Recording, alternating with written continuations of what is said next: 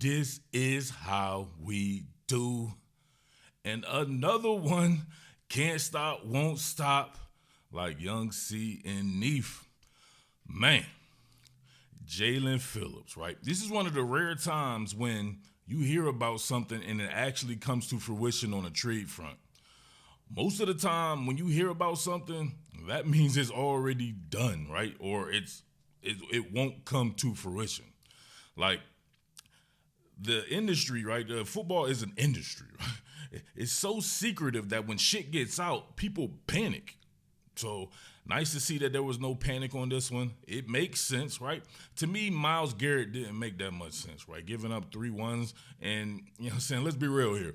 They probably didn't want that to happen like the NBA. Y'all remember when I believe it was Chris Paul who got traded to the Los Angeles Lakers with Kobe, my main man Kobe, you know what I'm saying? R.I.P.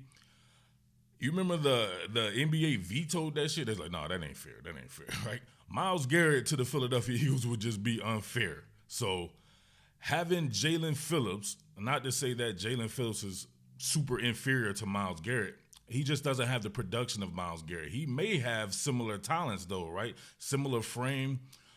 Definitely one of those kids, right? He was huge business coming out, right? When I worked at Rivals and I was covering high school football and all that, he was huge business. He went to UCLA and was destroying it, in my opinion.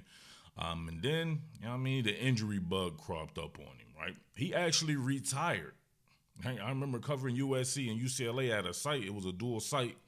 And he actually retired from football. The next thing you know, a couple of seasons later, he pops back up at the University of Miami and destroys it again, right? He's just that type of dude, right? The type of length that he has, the strength, the lateral quickness, right? You'll see him spam the same move over and over and over, right? And people really can't stop it, right?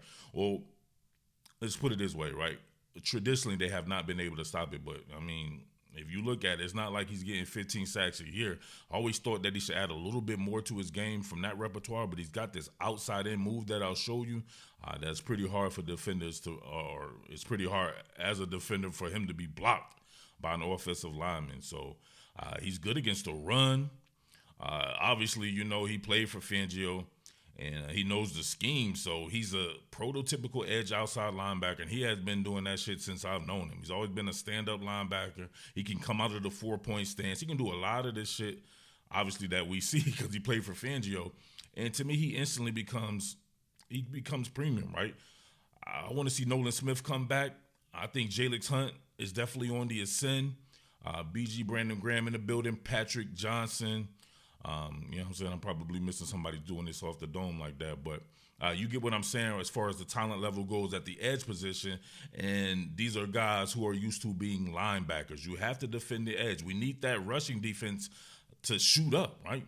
I've been trying to harp on this, right? I'm not liking the rushing defense, and I think you play with one hand tied behind your back when you cannot rush the football, right? And being forced to pass, being dictated to, I think that's when it becomes special, right? So Jaelen Phillips will definitely add to that, right? You can make an argument that he would be he's instantly the best pass rusher on the team. He might be the most complete football player as far as the edge position goes at this particular point in time in his career, right? Traditionally, BG would be that, but you know what I'm saying? Right? Uncle BG, OG BG and all that, right? Not going to be the same as he once was, but he will definitely infuse a lot of life into that locker room, and he should infuse a lot on that field as well. But let's get to a quick study on Jaelen Phillips. You know how we do, baby. Much love. What more can I say? Top Billin. So that move that I was telling you about, he's a 2-1 specialist. 2-1, meaning 2 is the outside, 1 being the inside, right? So it'll be easy, you know what I'm saying, if you go just like boxing, right? 1 being a jab, 2 being a hook, you know what I mean, something like that. So a 2-1, he'll often set you up on the outside, and they'll widen him out to the 9s like how we do when we put people in the 2-point stance, then he'll bend it back inside. What he does is he covers a lot of ground. Obviously, dude is 6'5", 265 pounds. He always, you know what's funny about that? He always reminded me of Josh Sweat. Now he gets to play in Josh Sweat's scheme, and Josh Sweat did the damn thing in as a similar body type and everything, and you get to see how it can be done, right? But I'll let that go ahead and run, and you can see what I'm talking about. Look at this, bang, wide them up. You saw the slap through move, right? To really jump space with it. Look, you can almost see him press it vert, right? He widens it out so much it looks like he's just running straight up the field.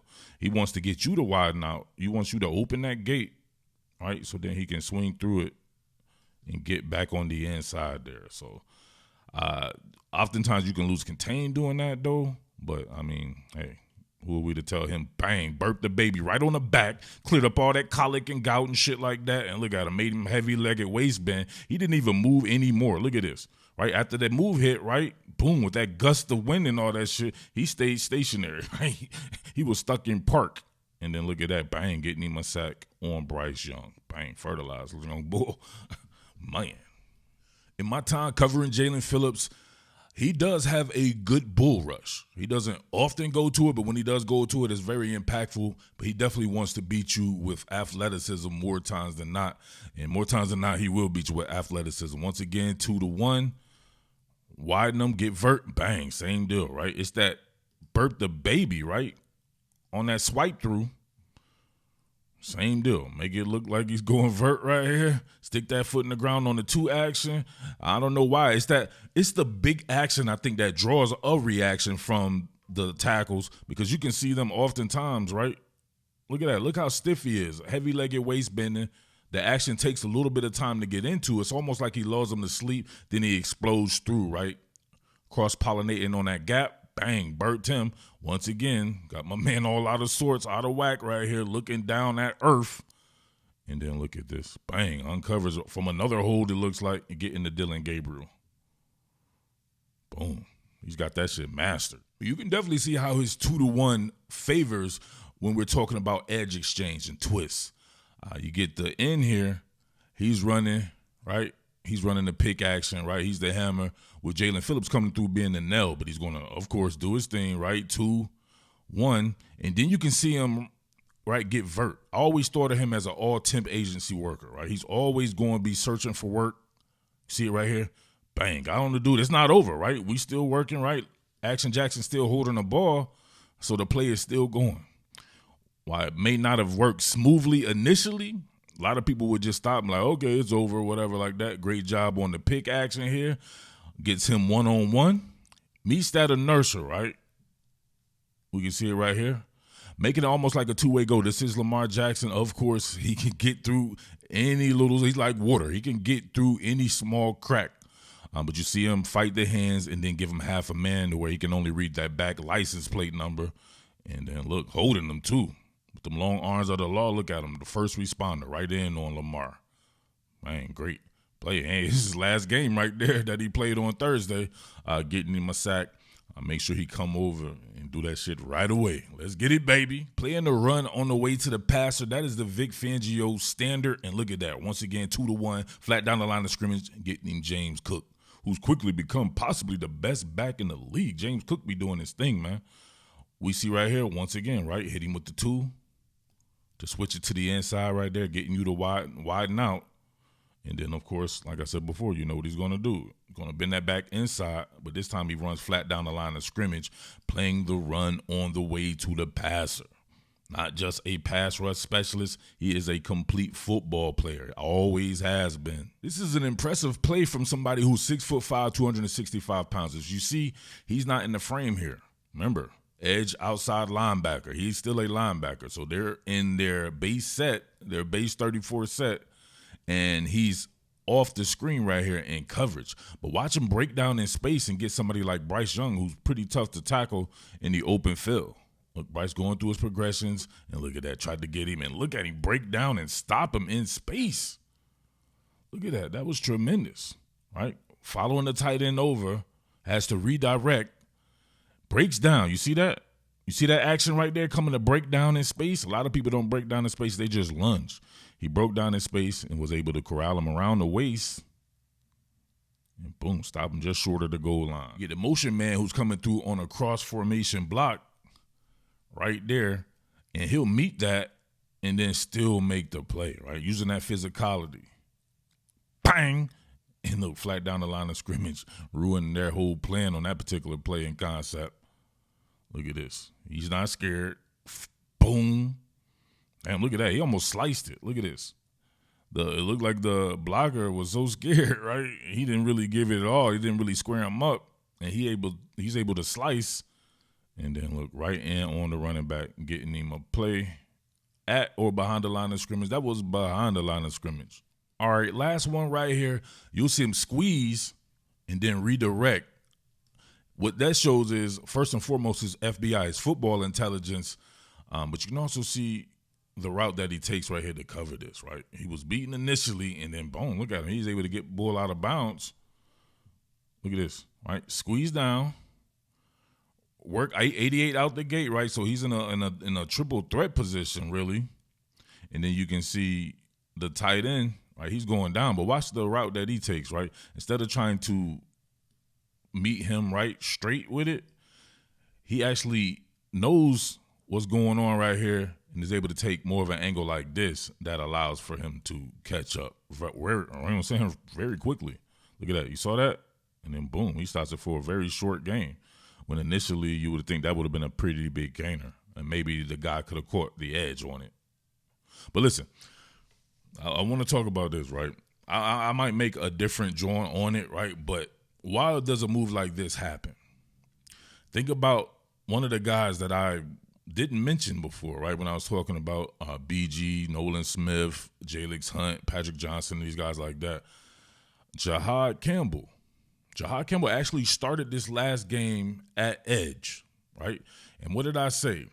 I don't believe Jahad Campbell at this particular point in time will be a good edge. Maybe in the future we'll see something like that. To me, he lacks the physicality to be a good edge.